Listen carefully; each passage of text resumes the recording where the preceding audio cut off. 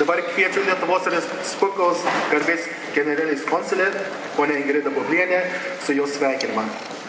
The Honorary Consul of Lithuania, Mrs. Ingrida Bublys, will give her greetings.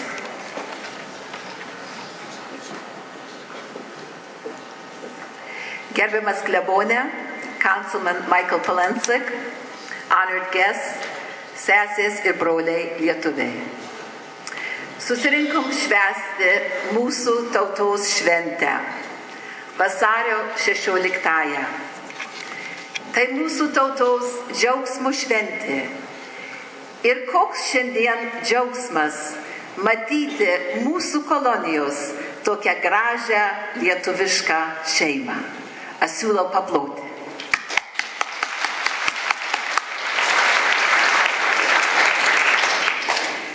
Vasario 16-oji vis buvo mūsų tautos dvasinė atrama. Ji teikė stiprybės okupacijos laikotarpį, lydėjo laisvės kovose, rezistencijoje ir pagaliau Lietuvai tampant nepriklausomai. Šiandien mes tikrai turim džiaugtis savo valstybę.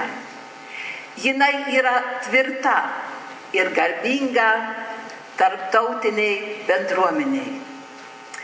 Ir ši mūsų tautos džiaugsmo šventė tesuteikia mums stiprybės ir tikėjimo savimi, vieni kitais ir savąją tautą.